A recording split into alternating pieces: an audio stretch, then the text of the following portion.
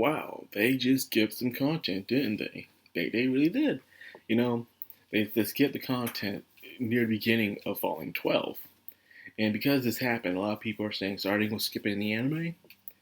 No, they're not going to skip it in the anime. I'm pretty sure they're going to show it in the anime. They're doing exactly what they did with, Volume 6. Or was it 7? Yeah, it was Volume 7. We're in Volume 7.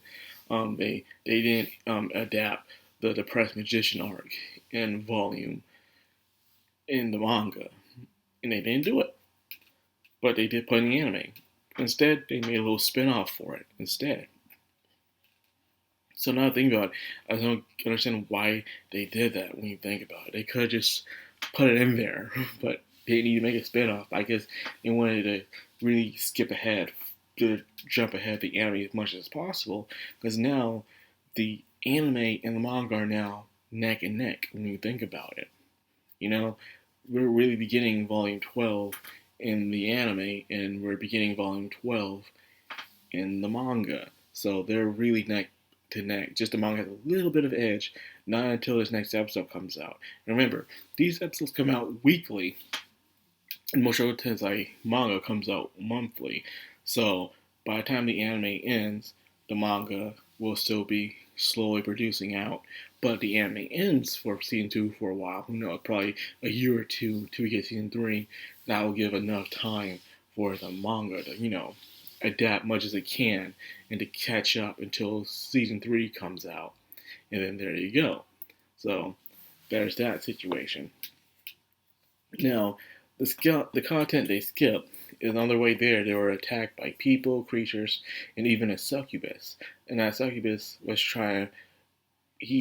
She enticed Rudius, where Rudius was in a trance, but he couldn't control himself. So Lena Lace had to knock him out in order to help him get back to his senses. Then you also have the part where Lena Lace had to sleep around because of her, her condition, and she felt bad about it this time. I believe she always kind of felt bad about it, but she had to bury her emotions for years because it was something she's adapted to as her life. But now she found someone who truly did love her. She feels conflicted about it, like she doesn't want to do it. So there's that. So they make it on their way to content, and they find Geese. Yes, man, I haven't seen Geese in a long time, so it was good seeing Geese again. And Geese, just being Geese, he always calling Rudy a senpai. He's older. The reason why he's always calling him senpai because they're prison mates. When you have a prison mate, you have a prison mate for life.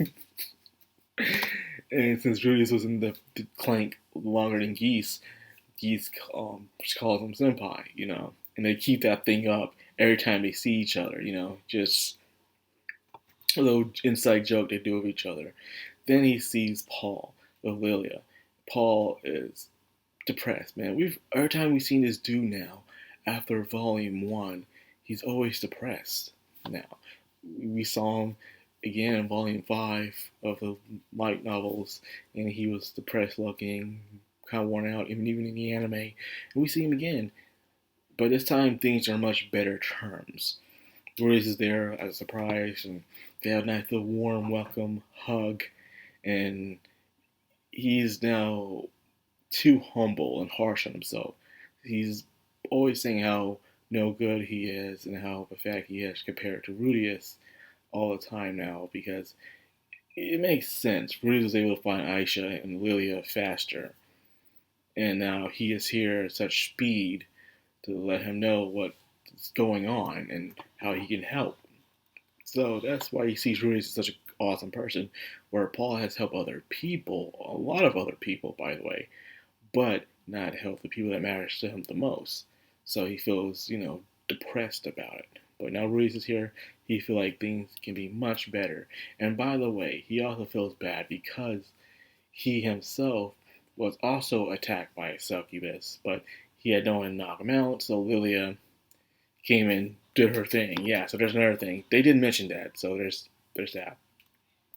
Another thing they didn't mention, well, after Rudius told him that he got married to Selphie and he's having a child, which Paul was excited about, but and he saw Lena Lace told him that, well, I think it was Rudy that told him that that Lena Lace was with somebody, and it was Cliff, and he said, who would be with her and stuff.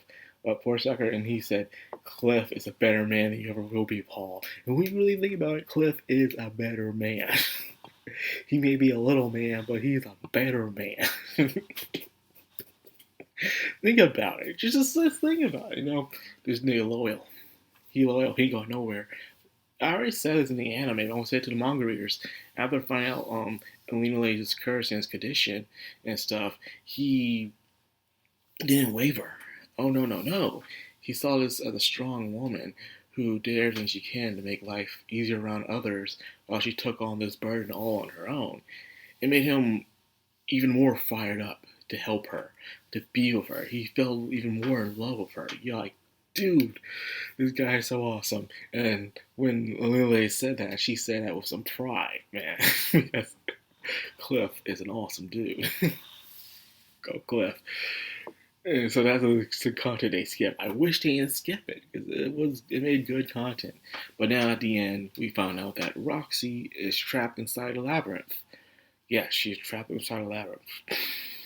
Something terrible has happened to Roxy. Now he must find how to save our Roxy. Oh, so not only Zenith is trapped in his labyrinth, but Roxy is trapped in his labyrinth. It's the worst kind of labyrinth you can be trapped in. The teleportation labyrinth. Oh my god. Think about it.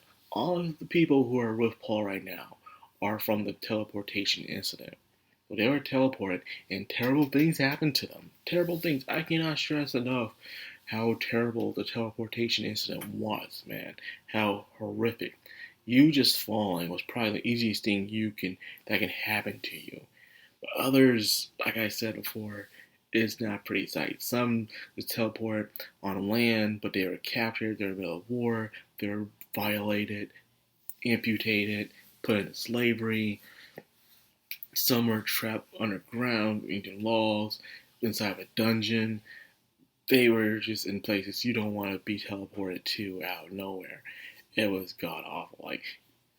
Well, that's one thing I do like about the manga is that they showed some terror of the teleportation incident, like with what happened to Eris's parents and stuff. They showed what happened to Eris's parents in the manga, but they didn't do it in the anime. But sometimes I wish they showed things in the anime, then they just tell it. It would be nice to see. That's one thing I do props the manga for doing, showing some details that you would not get in the novels or the anime. So good job, manga. Well, anyways, like I said, teleportation Labyrinth is not good for them because they already been through this and it wasn't pretty. I have to go through this just to save the last person that they're on their list. Oh man. But anyways, here we are. We're on the second half of the anime, and well, not second half, but of the part 2 of the anime, and we're here about to start a lot of people's favorite volume, Volume 12, The Rescue. Oh man. Even the cover to freaking Volume 12 is awesome. I think it was the first epic cover that they had. Like, the other covers were okay and good, well detailed, but I think this cover was the first best one. It really was, man. Showing the epicness that was about to happen. So anyways, that's all I got for this video. I hope you guys enjoyed it. If you did, like, comment, subscribe, of course, hit that bell icon. This is the Madcrownxox on anime. Signing out.